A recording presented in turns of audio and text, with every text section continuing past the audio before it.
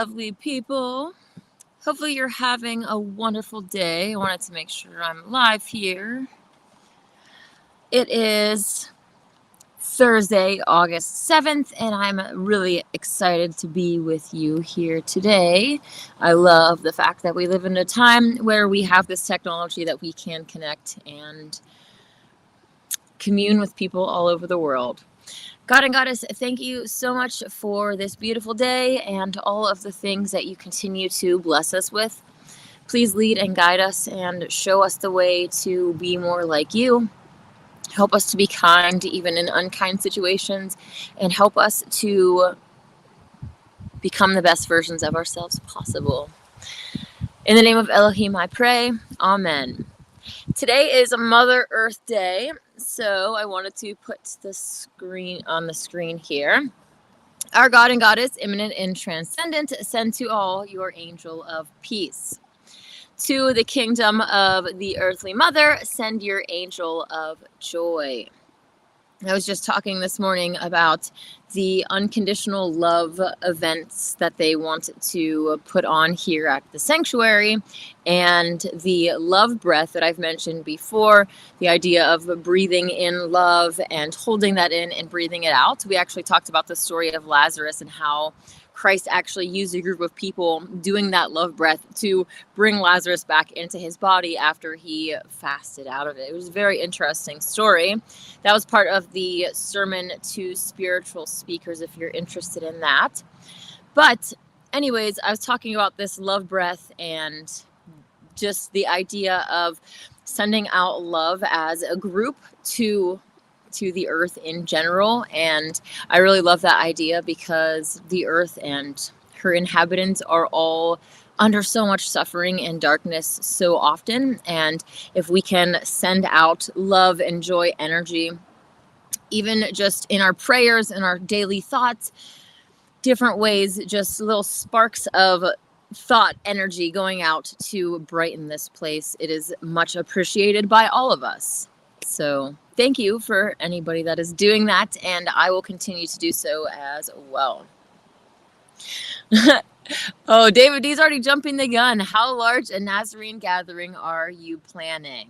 Cool. Then let's just get right into it because it's actually tied to this property as well. And I got confirmation this morning that I am going to be able to do the Nasarean Lion Gathering next year, 8/8. It's going to be an exclusive event because there, first of all, isn't a lot of room here necessarily to kind of be on the property and have a bunch of people, but also I want to establish a core group and have a more intimate setting where we can actually commune with each other, get to know each other, and build a core Nasarean group here in Mount Shasta. So I'm super excited about that. Save the date. It's going to be August 7th, 8th, and 9th next year in Mount Shasta. So I'm really, really excited. Lionsgate energy will be surrounding us, this cosmic energy of manifestation and being in alignment with your soul's true path. So it really is going to be an exciting time to have fellow Nasareans gather here. I have even talked to Dave Greenleaf, the translator of the Megillah, and if the schedule works out, he is going to be here as well. So that'll be really cool to get to have him and whoever he brings down from that church to come down here and explore Mount Shasta and share with each other and have a fire out here and a dance and dinners together and all of this really fun stuff. So I'm really looking forward to that. Of course, it's going to be a free event like I always do. I'll make sure that we just have a great time. I'm already off to the races planning this first meal, dinner, dance, party type thing with vegan chocolate fountain and all of the good stuff that it'll bring. But even more so, I'm looking forward to the communion, the community, and being able to sing and really gather around with people that are aligned with the same path and to see where that leads. So super, super excited. I cannot wait. April showers bring May flowers. Hopefully. I'm going to have to plant some flowers here and do a bunch of other projects, which maybe I'll bring you along for the ride when I bust out the drill and the other tools to do renovation projects around here, even just the gardening and trying to get it all together. There's a really beautiful garden up there with blackberry bushes and grapevines and mint plants, which obviously love it. There's cherry, I don't know if these are cherry trees that I'm under right. Oh, this is an apple tree that I'm under right now. There's a giant cherry tree there. Like, there is just so much greatness here on the property, and it just hasn't been maintained properly. There's been a lot of different energies passing through this place, and actually I'm like the longest surviving member of the community. When the Buddhist ceremony happened, was that last year?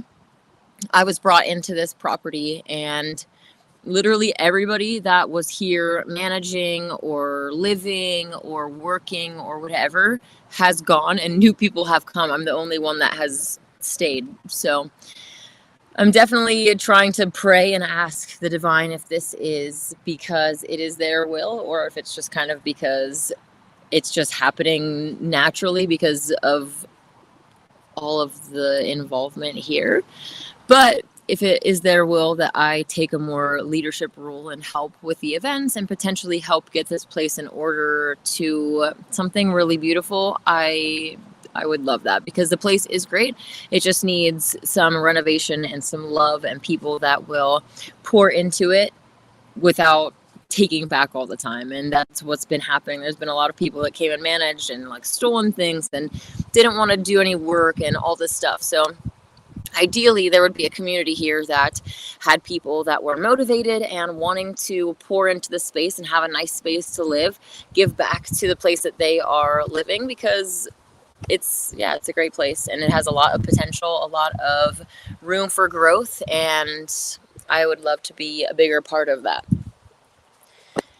Super excited about the Nasarean gathering. Again, August 7th, 8th, and 9th. I'm going to also be planning some extended stay options for people that maybe want to come in before the gathering and maybe stay a day or two later, so that we have the space available and there's other adventures. Mount Shasta, you could literally come here for a month and go every day and still not see all that there is to see around here, between people that want to go to shopping or exploring, hiking the mountain, going to waterfalls, going to the lake. Like, there is so much to do around here that I want to provide a way for people that want to come in out of town and stay a little bit longer can do that.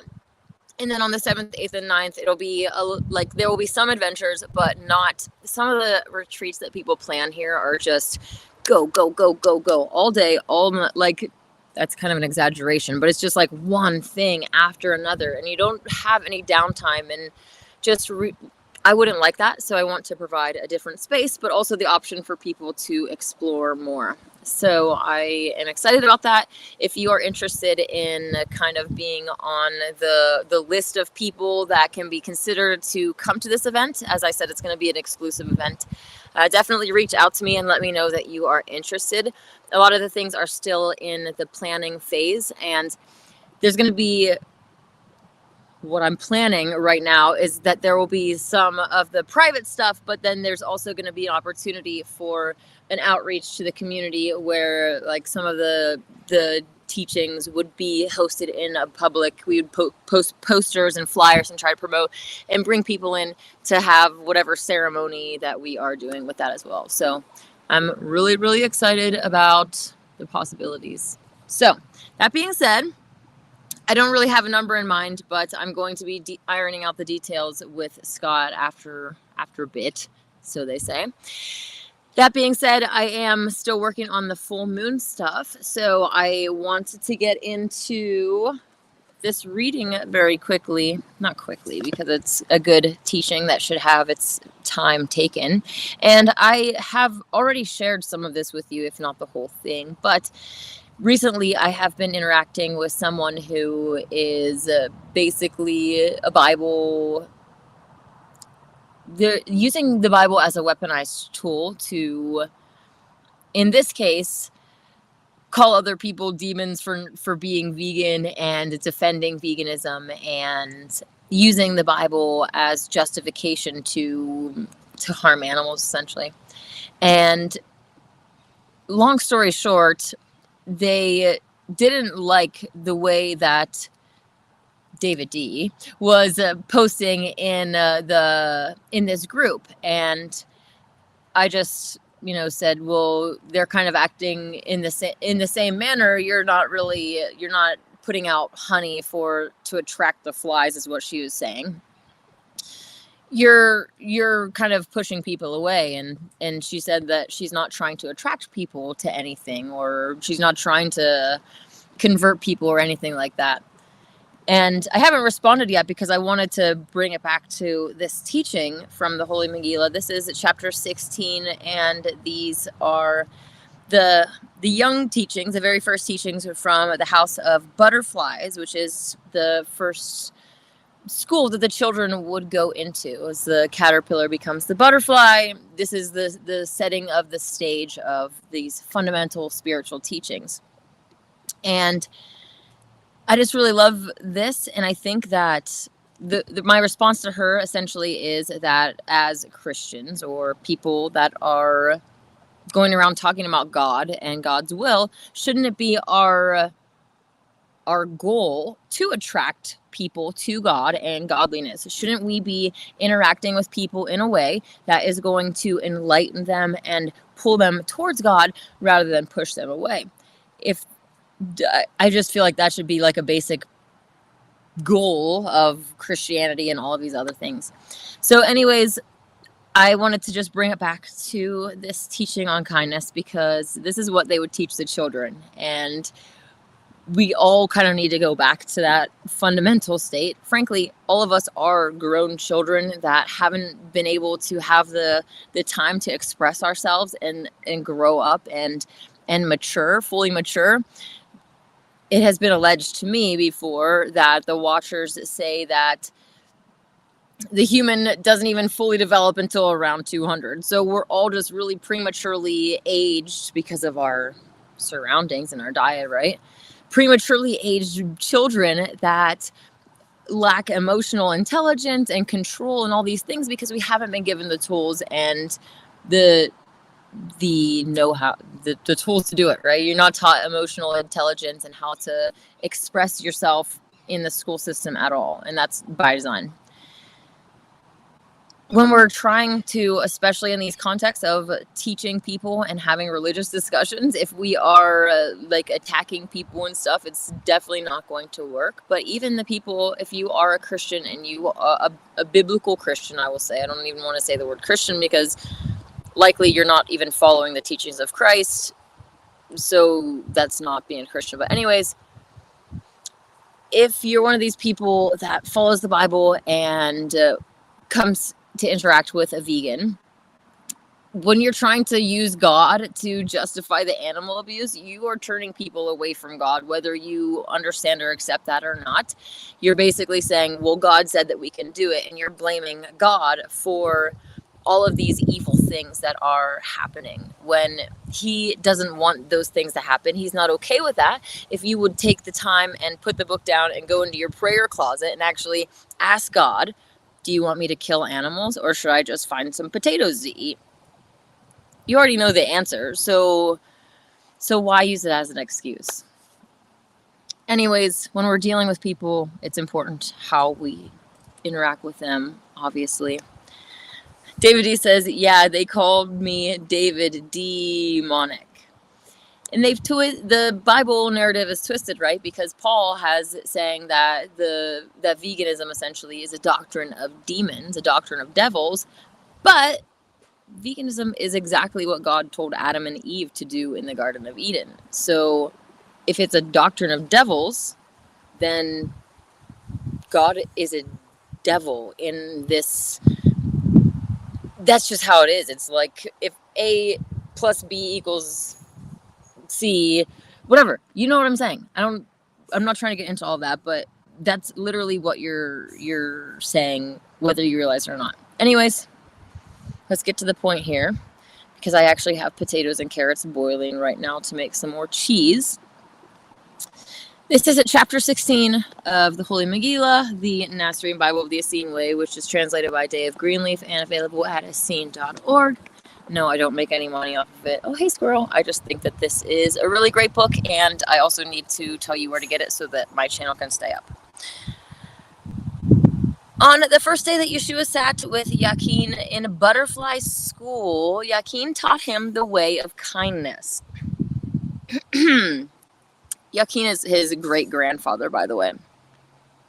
Yakin pointed to a drawing of an upright star of 5 points, a pentagram, and said, "Behold, the star of compassion. Each of the 5 points of this star has a precept associated with it. These 5 precepts are called the Precepts of Kindness for people of the upright star, which is the star of compassion.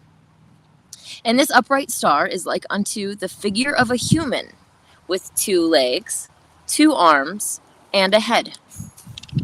Wherefore, the first precept is called the right leg, the second precept the left leg, the third precept the right arm, the fourth precept the left arm, and the 5th precept is the head. Now, know that at the center of the star is a heart. Wherefore, this is the star of compassion. And within that heart is written a word, and that word is love. For lo, compassion is a fruit of love. Behold, this star shines brightly over the kind ones of humankind. And this star is the symbol of the human being perfected in love." Then, as a gift to Yeshua in celebration of his 5th birthday and first day of butterfly school, Yakin placed a pentagram pendant around his neck. I actually was just talking earlier about getting a pentagram pendant, so that's going to be coming up soon. The 5 precepts of kindness for people of the upright star. Yakin told Yeshua, "Behold, these are the 5 precepts of kindness for people of the upright star. Precept 1, the guiding principle. Be kind to all creatures as you wish kindness done to you. For so will it be done, if not in this life, then in the life to come." I love how, like, these are the kindergarten teachings, like first day. Can you imagine how different our world would be if the first day of preschool, you send your children off to school and this is what they're learning? Kindness to all creatures, even the blades of grass, even the ants. The world would be such a better place. Precept 2, forgive yourself, but grow kinder. Forgive yourself the trespass that is bound with being human. Even the vegetarian is not without violence. Yea, even the holy farmer disturbs the ant's nest. And the gentle gardener occasionally kills a worm, for this comes with breaking the ground. Forgive yourself the trespass bound with being human, but lovingly walk the path of kindness with all your heart and strength, taking what steps you can toward ever-increasing kindness toward all living beings. Precept 3, a key to kindness. Truly hope for the best for all beings, human and non-human.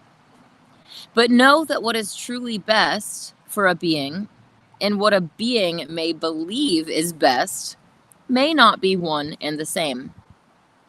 Lo, truly hope for what is truly best for each being, leaving it to Jaja, which is a nickname for God and Goddess, leaving it to Jaja to determine what is best. For behold, a hunter might believe it best that he slay many creatures, but Jaja may believe it best that he cease killing. Precept 4, another key to kindness. Wed your kind hopes with daily deeds of kindness. Remember the stories that we've read recently about the guy that was bedridden and he couldn't even, get out of bed, but he would write about kindness and wasn't doing the daily acts of kindness. And then he finally started doing the daily acts and his life force energy was brought back to him and he felt better than he ever did. And the final precept here, precept 5, the most needed thing. To grow steadily in kindness, one thing is most needed. You must truly desire with all your heart to be kind. I love that. Behold, after Yakin spoke the 5 precepts of kindness for people of the upright star, he said to Yeshua, your first lesson is to learn the first sentence of the first precept of kindness. That precept is the guiding principle of the house of kindness, which is butterfly school. Yea, your first lesson is to remember and repeat aloud the first sentence of the first precept. Lo, I will help you. We will read it aloud together many times, and there is no hurry. Even if it takes until you are as old as me, and like me, you have grown a long white beard, that is okay. I would still love you very much. Oh man, that makes me want to cry. But you are a smart boy and will likely learn the words of the first sentence fast. And then we will learn the rest of the words of first precept. And on other days we will learn the other precepts, for behold, together they form one star of compassion. Then lo, old Yakin laughed joyfully, and so did young Yeshua. Yakin laughed to lighten the teachings, for the master teacher senses the balance in every moment and acts accordingly. Yeshua laughed at the thought of himself with a beard like great-grandfather's. I love that. I love how this blessed book just brings so much life and character to not just Christ and his family, but Christ and Miriam and their dynamic, and really humanizes them and brings laughter and just great uplifting joy in the teachings, and it makes you want to read more. So it's hard to stop, but I am definitely going to be reading more of this in the future, and wanted to kind of wrap it back to the idea of being a Christian or being part of the Christ family is not just like there should be a goal. Our goal is to reach in the darkness and uplift other people. We're not just like acting like everybody else and reacting like everybody else. There's a goal in mind. It's like we're being the representatives of Lord and Lady Christ, and in that we should act a certain way and carry ourselves a certain way because we're representatives of them. Otherwise, tap out. Don't try to come in like some of these mainstream Christians and try to say, well, God said this, and like the way that you're delivering and what you're saying in this is pushing people away from God. So determine what your goal is your purpose to uplift souls, to bring them towards godliness and towards the light, or are you just whatever, I don't even care? If you actually care about someone's soul, you're not going to be just trying to condemn them to hell and like spitting Bible verses at, and like, you know, the drill of the mainstream Christian and how a lot of them act. I'm not saying that all of them, I'm not trying to cast judgment. I think there's a lot of great people and teachings in mainstream Christianity that have been residual leftovers from Christ. Even the love chapter was from the Essene teachings of Christ before Paul stole it. So really, really great stuff. And so no shade or anything or like thrown at that, but understanding that you're representing God and you're either bringing people towards him, God and Goddess. You're either bringing people towards them or you're pushing them away. And as the Christ family, we should be bringing them towards us. So, hi, Baloo. All right, I am going to hop off here. David D says it's life-changing, making us lift ourselves and others. Nasarean, exactly. And I just decided recently, well, yes, a few days ago, to change the name of the Shasta Vegan Church to the ShastaNasareanChurch so that it will bring more awareness to this and focus on the actual church's broader mission. I still plan on incorporating other teachings. Even this book has the other teachings anyways, the Buddhist teachings, the Hindu teachings. So many of the different things are already in here, so it's already in line. And yeah, so ShastaNasareanChurch is the new name of the church, and I'm really excited to see what happens. Excited for the Nasarean gathering 1 year from now. So we'll see what the future holds. I'm going to get off of here because I have food cooking right now, and I will be back with you tomorrow for prayer. And I hope that you have a wonderful day. May God and the Goddess bless you.